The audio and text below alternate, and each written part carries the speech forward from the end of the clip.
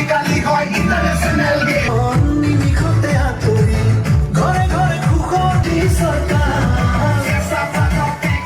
আৰু নিয়াতি পথাৰ মাটি পায় আৰু মঞ্চত উপস্থিত সকলো নেতৃত্বক আগুৱাই যাবলৈ অনুৰোধ জনাইছো भारत माता की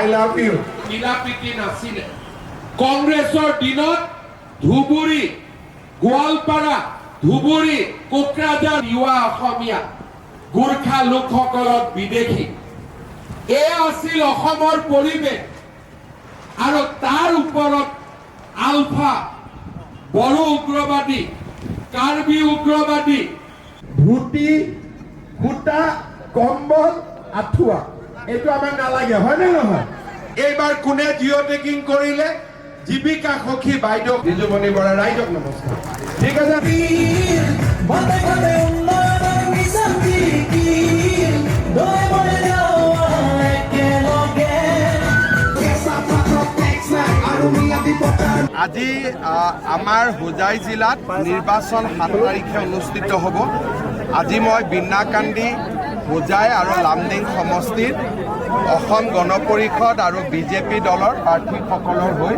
প্ৰচাৰ অভিযানত অংশ ল'লোঁ আমি আশা কৰোঁ যে ইয়াত গোটেইকেইটা চিটতে বিজেপি আৰু এজিপি দল বিজয়ী হ'ব এই মুহূৰ্তত সমগ্ৰ দেশে একলগ হৈ প্ৰধানমন্ত্ৰী মোদীৰ হাত শক্তিশালী কৰিব লাগে যাতে আমি পাকিস্তানক কূটনৈতিকভাৱে সামৰিকভাৱে আৰু আভ্যন্তৰীণ আইন শৃংখলাৰ দৃষ্টিৰে আমি যাতে সম্পূৰ্ণ পৰাস্ত কৰিব পাৰোঁ পোনপ্ৰথমতে মই অসমবাসী ৰাইজৰ হৈ যোৱা সময়ত পেহেলগামত সংঘটিত হোৱা মৰ্মান্তিক ঘটনাৰ বাবে আৰু এই ঘটনাক বাস্তৱত ৰূপায়ণ কৰা পাকিস্তানৰ যি কাৰ্যকলাপ তাক আমি গভীৰভাৱে নিন্দা কৰিছোঁ প্ৰধানমন্ত্ৰী নৰেন্দ্ৰ মোদী ডাঙৰীয়াই সন্ত্ৰাসবাদক দেশৰ পৰা সম্পূৰ্ণৰূপে পৰাজিত কৰিবলৈ যি আজি বিহাৰক সংকল্প ঘোষণা কৰিছে তাক আমি সম্পূৰ্ণৰূপে সমৰ্থন জনাইছোঁ আৰু পাকিস্তানৰ বিৰুদ্ধে ল'বলগীয়া সকলো ধৰণৰ ব্যৱস্থাৰ বাবে আমি অসমবাসী ৰাইজৰ সম্পূৰ্ণ সমৰ্থন আগবঢ়াইছোঁ জম্মু কাশ্মীৰৰ পেহেলগামত হোৱা ঘটনাত আপোনালোক ইতিমধ্যে সকলো অৱগত যে আমাৰ 25 গৰাকী ভাৰতীয় লোক বা ভাৰতীয় নাগৰিকৰ নিহত হৈছে আৰু এগৰাকী নেপালৰ লোকো বা নেপালৰ নাগৰিকো এই ঘটনাত নিহত হৈছে আমি অসম চৰকাৰে সিদ্ধান্ত গ্ৰহণ কৰিছোঁ যে এই ঘটনাত নিহত হোৱা প্ৰতিগৰাকী বিদেশী আত্মা বা বিদেশী ব্যক্তি পৰিয়াললৈ আমি 5 লাখ টকাকৈ এটা সামান্য আৰ্থিক সাহায্য আগবঢ়াম তেখেতসকলৰ যি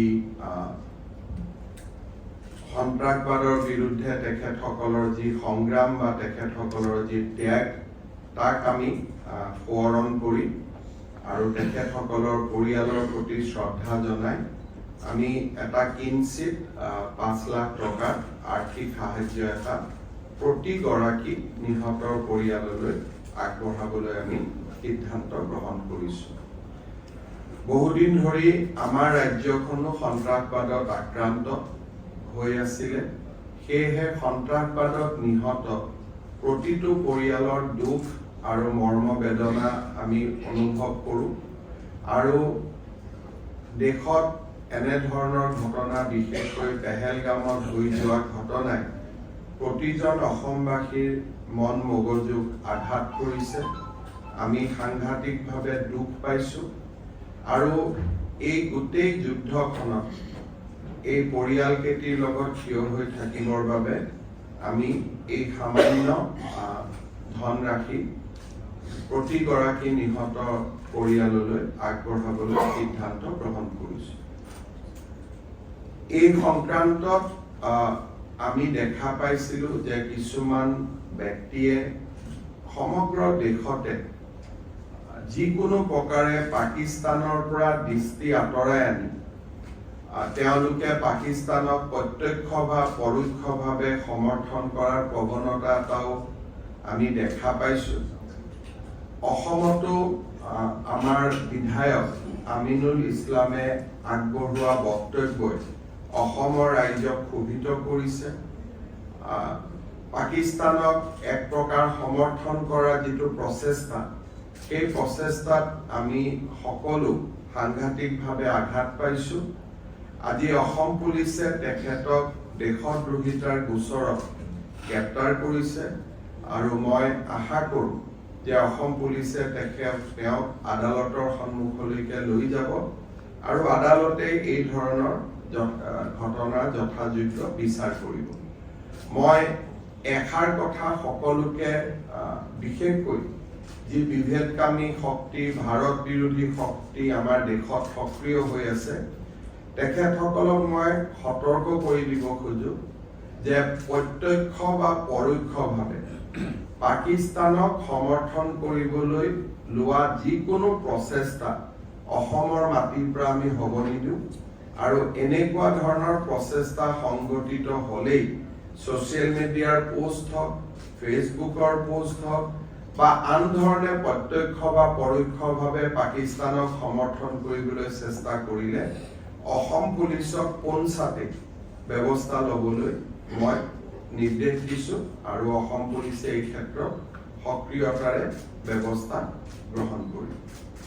যোৱা কেইদিনমান আগতে মই প্ৰধানমন্ত্ৰী নৰেন্দ্ৰ মোদী ডাঙৰীয়াক নতুন দিল্লীত সাক্ষাৎ কৰিছিলোঁ আৰু এই সাক্ষাতৰ যিটো মূল লক্ষ্য, সেই মূল লক্ষ্যটো আছিল যে আমি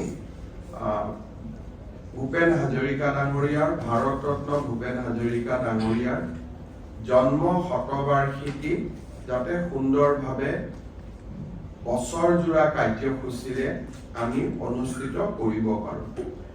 প্ৰধানমন্ত্ৰী ডাঙৰীয়াই অসম চৰকাৰৰ এই প্ৰচেষ্টাক শলাগিছে আৰু তেখেতেও কেইটামান পৰামৰ্শ দিছে যে কেনেকৈ এই গোটেই বছৰটোক আমি ভূপেন হাজৰিকাৰ কীৰ্তি, ভূপেন হাজৰিকাৰ অৱদান ইয়াক ৰাষ্ট্ৰ মঞ্চলৈ লৈ যাব পাৰোঁ আৰু তেখেতে নিজে 8 ছেপ্টেম্বৰত এই আৰম্ভণি অনুষ্ঠানত মুখ্য অতিথি হিচাপে যোগদান কৰাৰ বাবে তেখেতে আমাক প্ৰতিশ্ৰুতি দিছে।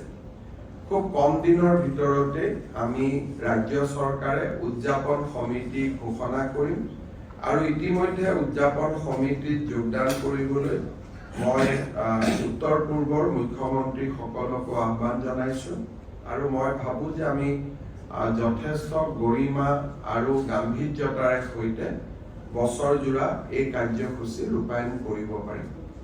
ডক্টৰ ভূপেন হাজৰিকাৰ নামত ৰিজাৰ্ভ বেংক অফ ইণ্ডিয়া আৰু ভাৰতৰ বিত্ত মন্ত্ৰালয়ে যাতে এটা কইন বা মুদ্ৰা নিৰ্মাণ কৰে, তাৰ বাবে আমি ইতিমধ্যে টেক আপ কৰিছোঁ। মই কেইদিনমান আগতে বিত্তমন্ত্ৰী নিৰ্মলা সীতাৰামন ডাঙৰীয়ানীলৈকে লিখিছোঁ এই বিষয়ে আৰু মই বিশ্বাস কৰোঁ যে ভাৰত চৰকাৰে জন্ম শতবাৰ্ষিকীৰ সময়তে ভূপেন হাজৰিকাৰ প্ৰতিচ্ছবিৰে সৈতে এটা কইন বা মুদ্ৰা প্ৰকাশ কৰিব বা আমি উন্মোচন কৰিব পাৰিম, সেই বিশ্বাসো মই ৰাখিছোঁ। নতুন দিল্লী ভ্ৰমণৰ সময়তে দুটা গুৰুত্বপূৰ্ণ প্ৰকল্প, এটাৰ আধাৰশিলা আৰু এটাৰ উদ্বোধন কৰিবলৈ প্ৰধানমন্ত্ৰী ডাঙৰীয়াই সন্মতি প্ৰকাশ কৰে। প্ৰথম আধাৰশিলা স্থাপন কৰিবলগীয়া প্ৰকল্পটো হৈছে 7,500 কোটি টকা ব্যয় কৰি গুৱাহাটীত নিৰ্মাণ হ'বলগীয়া ৰিং ৰোড। এই ৰিং ৰোড গোটেই ব্যৱস্থাটোত এটা বিশেষ ইয়াৰ আৰু এটা অংগ থাকিব যে এই ৰিং ৰোডৰ পাৰ হিচাপে নাৰেংগী আৰু পৰুৱাৰ মাজত ব্ৰহ্মপুত্ৰৰ ওপৰত দলংখনো নিৰ্মাণ হ'ব। এই গোটেই কাম বা গোটেই প্ৰকল্পটোত ৰাজ্য চৰকাৰে এক বিশেষ ধৰণে সহযোগিতা আগবঢ়াইছে। এই প্ৰকল্পটোৰ বাবে ভূমি অধিগ্ৰহণৰ সম্পূৰ্ণ খৰচৰ 50% ৰাজ্য চৰকাৰে ব্যয় কৰিব। ৰাজ্য চৰকাৰে ফৰেষ্ট ৰয়েলিটি আৰু GST এই দুইটাই আমি নিৰ্মাণকাৰী সংস্থাক উভতাই দিবলৈ সিদ্ধান্ত গ্ৰহণ কৰিছোঁ। অৰ্থাৎ এই প্ৰকল্পটোত ৰাজ্য চৰকাৰৰ আনুমানিক কণ্ট্ৰিবিউশ্যন 1,000 কোটি টকাতকৈ বেছি হ'ব।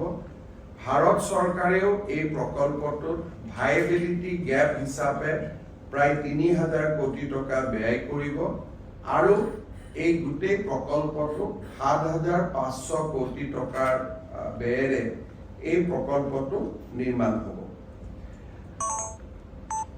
8 ছেপ্টেম্বৰ তাৰিখে প্ৰধানমন্ত্ৰী ডাঙৰীয়াই নুমলীগড় ৰিফাইনেৰীয়ে নিৰ্মাণ কৰি থকা যিটো বায়' ৰিফাইনেৰী আছে, সেই বায়' ৰিফাইনেৰীটোৰো শুভ উদ্বোধন কৰিব। আপোনালোকে জানে যে এই বায়' ৰিফাইনেৰীটো 2019 চনত প্ৰধানমন্ত্ৰী ডাঙৰীয়াই নিজ হাতেৰে আধাৰশিলা কৰিছিলে আৰু এই বায়' ৰিফাইনেৰীটোৰ জৰিয়তে বাঁহৰ ব্যৱহাৰেৰে ইথানেলৰ উৎপাদন হ'ব আৰু ভাৰতৰ ভিতৰতে এইটো প্ৰথম বায়' ৰিফাইনেৰী হ'ব। এতিয়ালৈকে ভাৰতত ভৱিষ্যতত বায়' ৰিফাইনেৰী হ'ব, কিন্তু এতিয়ালৈকে বায়' ৰিফাইনেৰী প্ৰস্তুত হৈ উঠা নাই। এই বায়' ৰিফাইনেৰীটো এটা আমাৰ অসমৰ কাৰণে এক যথেষ্ট ডাঙৰ এটা মাইলষ্টন হ'ব। 4,200 কোটি টকা ব্যয়েৰে ইয়াৰ নিৰ্মাণ কাৰ্য সম্পূৰ্ণ হৈছে। এই বায়' ৰিফাইনেৰীটোৰো প্ৰধানমন্ত্ৰী ডাঙৰীয়াই শুভ উদ্বোধন কৰিব। অৰ্থাৎ 8 ছেপ্টেম্বৰত নাৰেংগী পৰুৱাৰ দলং, গুৱাহাটী ৰিং ৰোড, বায়' ৰিফাইনেৰীৰ শুভ উদ্বোধন আৰু ভূপেন হাজৰিকাৰ জন্ম শতবাৰ্ষিকী, এই আটাইকেইটা অনুষ্ঠানতে প্ৰধানমন্ত্ৰী মোদী ডাঙৰীয়াই অংশগ্ৰহণ কৰিব। আমি আন এটা প্ৰকল্পৰ ক্ষেত্ৰত ভাৰত চৰকাৰৰ লগত খুব ঘনিষ্ঠভাৱে কাম কৰি আছো। সেইটো হৈছে নামৰূপৰ ফাৰ্টিলাইজাৰ প্ৰজেক্ট। আপোনালোকে জানে যে এই প্ৰজেক্টটোত 10,600 কোটি টকা ব্যয় হ'ব আৰু এই প্ৰজেক্টটো 40% অসম চৰকাৰে ইকুইটি আগবঢ়াব। বাকী বৰ্তমানৰ যি BVCL Brahmaputra valley fertiliser corporation limited, তেওঁলোকৰ অংশ 11% থাকিব। হিন্দুস্তান উৰ্বাৰক আৰু ৰসায়ন লিমিটেড তেওঁলোকৰ 13% থাকিব। নেশ্যনেল ফাৰ্টিলাইজাৰ লিমিটেডৰ 18% থাকিব আৰু অইল ইণ্ডিয়া লিমিটেডৰ 18% থাকিব। অৰ্থাৎ গোটেই কেইটা যদি অংশীদাৰী আমি যদি সন্মিলিত কৰোঁ, তেতিয়াহ'লে আটাইতকৈ সৰ্ববৃহৎ অংশীদাৰিত্ব অসম চৰকাৰৰ হ'ব 40% আৰু দ্বিতীয় অংশীদাৰিত্ব হ'ব অইল ইণ্ডিয়া লিমিটেড আৰু NFL নেশ্যনেল ফাৰ্টিলাইজাৰ লিমিটেড 18-18 আৰু হিন্দুস্তান উৰ্বাৰক ৰসায়ন লিমিটেড ভাৰত চৰকাৰৰ এটা সংস্থা PSU, তেওঁলোকৰ 13% আৰু বৰ্তমান BVCLৰ 11% অংশীদাৰিত্ব থাকিব। ভাৰত চৰকাৰে সেই কোম্পানীটোৰ নাম Assam fertiliser and chemical company limited নামে নামাকৰণ কৰিবলৈ সিদ্ধান্ত লৈছে। পুৰণা যিটো ব্ৰহ্মপুত্ৰ ভেলী সাৰ কাৰখানা বৰ্তমান চলি আছে, ভাৰত চৰকাৰে সেইটোকো বন্ধ নকৰাৰ সিদ্ধান্ত লৈছে। অৰ্থাৎ নামৰূপত এতিয়া এটাৰ পৰিৱৰ্তে 2টা সাৰ কাৰখানা হ'ব।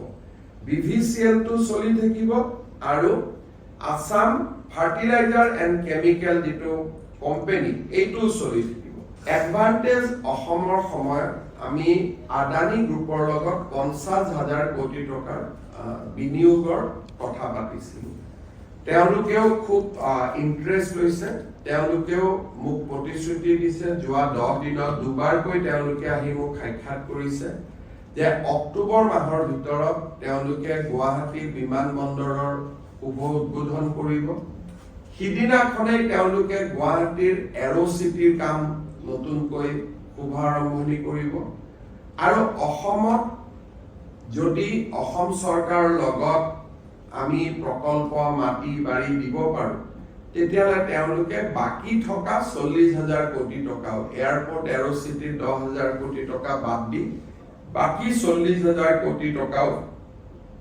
তেওঁলোকে খুব সোনকালে ব্যয় কৰিব খুজিছে তেনে ধৰণে আমাৰ এডভান্টেজ অসমৰ সময়ত স্বাক্ষৰিত হোৱা ভাৰত চৰকাৰৰ দুটা প্ৰজেক্ট খুব দ্ৰুত গতিত অনুমোদনৰ ফালে আগবাঢ়ি গৈছে এটা হৈছে গুৱাহাটী আৰু শিলচৰৰ মাজত 25,000 কোটি টকাৰ নতুন গ্ৰীনফিল্ড হাইৱে গ্ৰীনফিল্ড তাৰমানে পুৰণা ৰাস্তা নহয় সম্পূৰ্ণ নতুন ৰাস্তা হ'ব বৰাপানীৰ মাজেৰে গৈ পাঞ্চগ্ৰামত উঠিব হিউ খুব এটা অনুমোদনৰ দিশত তীব্ৰ গতিত আগুৱাই গৈছে আৰু নুমলীগড় আৰু গহপুৰৰ মাজৰ টানেলৰ অনুমোদনৰ দিশতো খুব আগুৱাই গৈছে গতিকে এই গোটেইখিনি যদি হৈ যায় তেতিয়াহ'লে ডিসেম্বৰ মাহৰ ভিতৰতে প্ৰায় 1 লাখ কোটি টকা এডভান্টেজ অসমত ঘোষণা কৰা প্ৰায় 1 লাখ কোটি টকা আমি ধৰাতলত দেখিব পাম হয়তো অলপ বেছিও হ'ব পাৰে যদি কাছাৰৰ ৰাস্তা হয় 25,000 নুমলীগড় 12,000 25 বাৰে 37,000 আদানীৰ 50,000 87,000 নামৰূপৰ সাৰ কাৰখানা 10,000 তাৰমানে 97,000 আৰু কেইবাটাও প্ৰকল্পৰ বা উদ্যোগৰ লগত আমাৰ কথা বতৰা চলি আছে প্ৰায় ডিসেম্বৰ মাহৰ আগতে 1 লাখ কোটি টকাৰ প্ৰকল্পৰ কাম আৰম্ভ হৈ যাব বুলি আমি আশা কৰিছো People of Assam is extremely angry with the recent terrorist attack in Pahalgam. Although no one from Assam has died in the terrorist attack, but still people of Assam is extremely angry. We are with Prime Minister Narendra Modi. Whatever decision he will take to root out to completely wipe out terrorism and militancy from the soil of India, we will completely support him, we will stand behind him. Assam is one of the states who has been the worst sufferer of terrorism and militancy. We have seen this kind of massacre in the past, so we can feel the grief, we can feel the pain of the families who has lost near and dear one in the Pahalgam massacre. Assam is not a very huge economically rich state, but at the same time, as a token of gesture, as a token of solidarity, Government of Assam has decided to extend a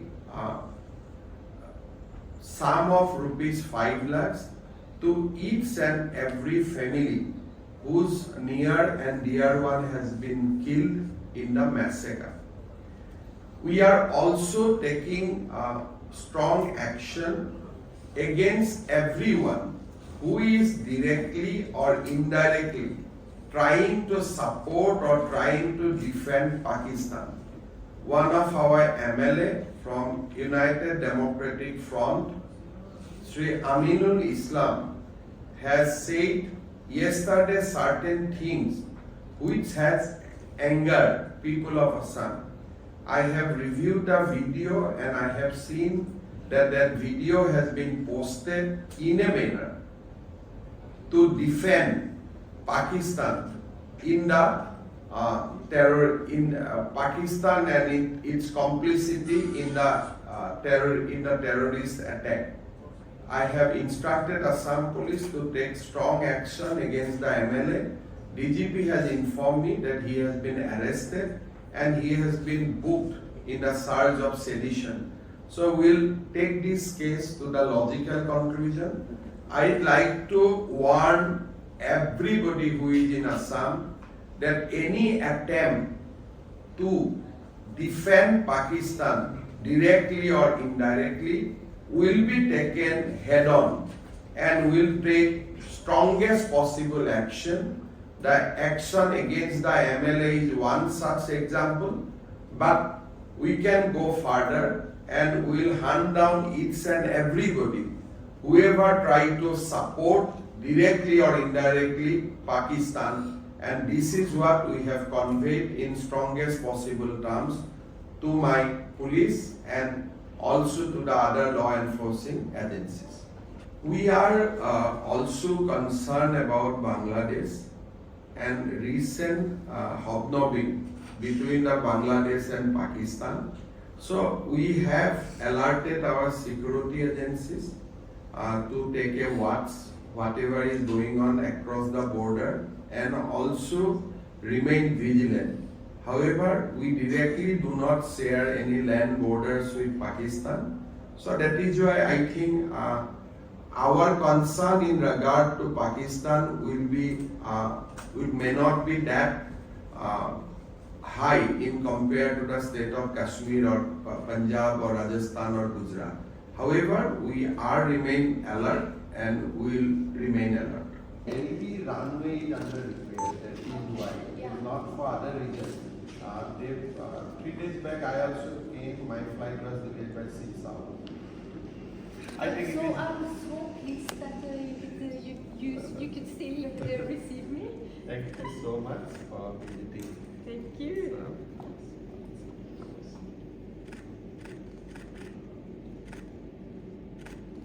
Thank you so much. Very much. And much nice. Thank you. Ma'am is the country director. You also. I have for everyone.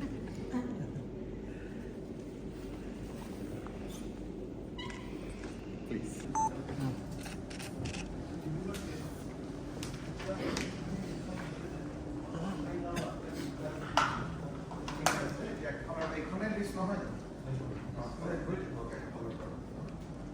এইটো আমাৰ এই বছৰত উদ্বোধন হোৱাৰ সম্ভাৱনা আছে নেকি?